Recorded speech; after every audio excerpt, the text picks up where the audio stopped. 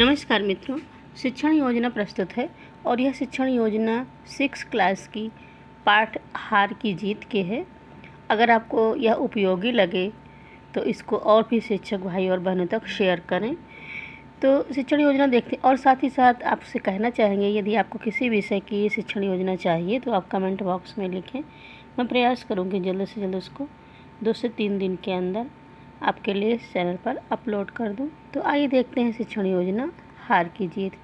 इसके लिए सबसे पहले हम 5 कॉलम खींचेंगे। एक दिनांक, दूसरा कक्षा, तीसरा विषय और चौथा प्रकरण, फिर समय। दिनांक आप अपनी सुविधा के अनुसार डालेंगे जिस दिन आप इसको पढ़ाएंगे, और समय तो लिखा हुआ है शिक्षण योजना में। फिर इसके सामान्य उद्देश्य देखते हैं। सामान्य उद्देश्य क्या है? बच्चों की हिंदी भाषा के प्रति रुचि जागृत करना। नंबर 2, बच्चों की कल्पना शक्ति को विकास का अवसर प्रदान करना।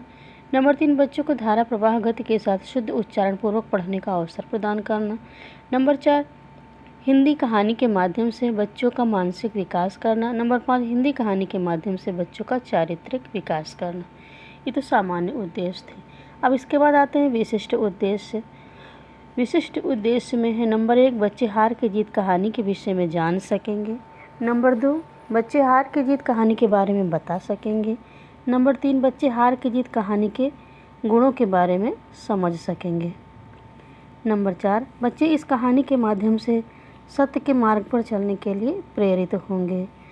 नंबर 5, बच्चों के अंदर कहानी के माध्यम से परोपकार की भावना का विकास होगा।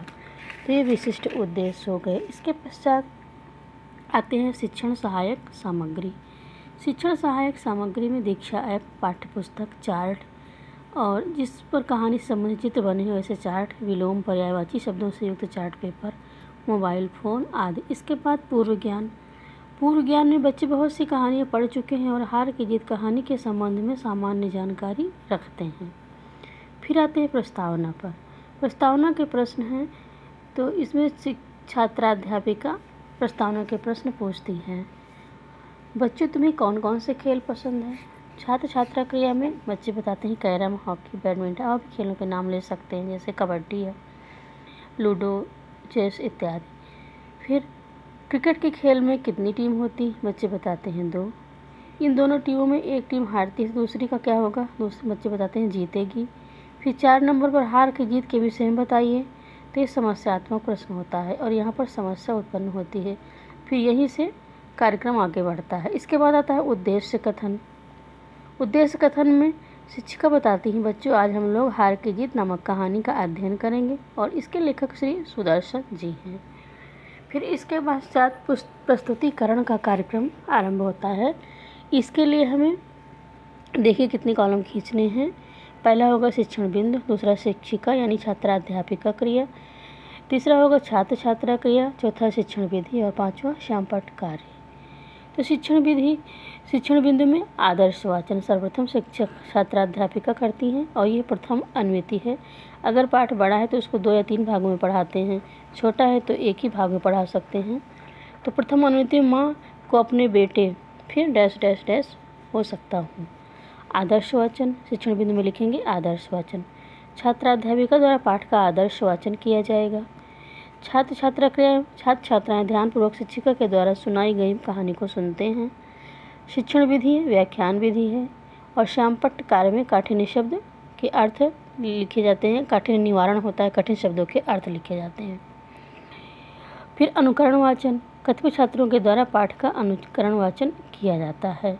इसके बाद आता है स्पष्टीकरण। छात्राध्यापिका स्पष्टीकरण में शिक्षिका बच्चों को कहानी सुनाती हैं। ये कहानी सुदर्शन जी द्वारा लिखित है।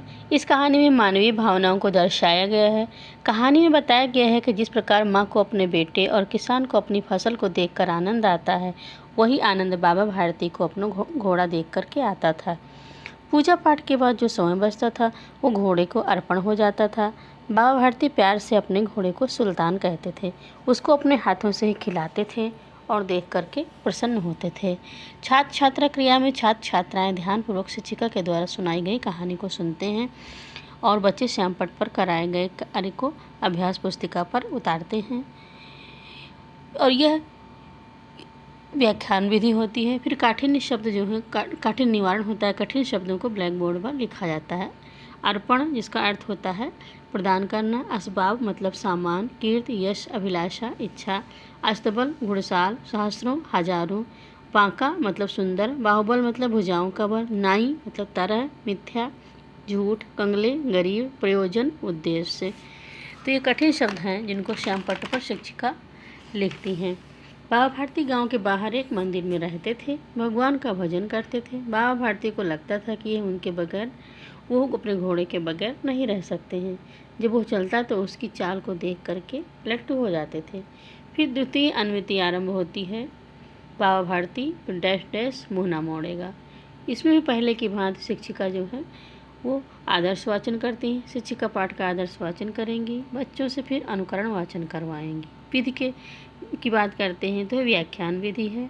छात्र छात्राएँ छात्राध्यापिका द्वारा बताई गई बात को ध्यानपूर्वक सुनते हैं और श्यामपट्ट पर शब्द और अर्थ लिखे जाते हैं। स्पष्टीकरण करते समय शिक्षिका बताती हैं, बाबा भारती खड्ग सिंह को अपने अस्तबल में ले गए। खड्ग सिंह ने घोड़ा देखा और वो घोड़ा उसको पसंद आ गया। बाबा भारती ने घोड़े को घमंड से दिखाया और घोड़ा खड्ग सिंह को बहुत अच्छा लगा। उसने बाबा भारती से कहा कि घोड़े की चाल दिखाइए। घोड़े की चाल तो वायु के समान थी। साधु के पास इस घोड़े का क्या काम? ऐसा घोड़ा तो हमारे पास होना चाहिए। जो बस खड्ग सिंह को भा आ जाती वो उसको लेकर ही रहता था। तो छात्र छात्राएँ छात्राध्यापिका द्वारा बताई गई बात को ध्यान से सुनते हैं और शब्द अर्थ अब लिखे जाते हैं। चाप मतलब पगध्वनि। अभिलाषा इच्छा। ध्वनि छवि मतलब चित्र। वायुवेग हवा की गति। फिर इसके बाद पुनरावृत्ति के प्रश्न पूछती हैं शिक्षिका।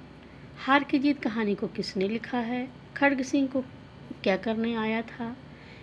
और इसके बाद मूल्यांकन का प्रश्न। बाबा भारती घोड़े को किस नाम से बुलाते थे? दूसरा प्रश्न है खड्ग सिंह कौन था? इसके बाद गृह कार्य। हार की जीत कहानी का सारांश घर से लिख करके लाना है। तो इस प्रकार यह शिक्षण योजना यहाँ पर पूरी होती है। शिक्षण योजना अगर आपको उपयोगी लगे तो लाइक और शेयर करें, साथ ही साथ अन्य शिक्षक भाई और बहनों को इसको शेयर करें और बताइए आपको किस विषय की शिक्षण योजना चाहिए। मैं उसको बना करके अपने चैनल पर अपलोड कर दूँ। आप सबका वीडियो देखने के लिए धन्यवाद।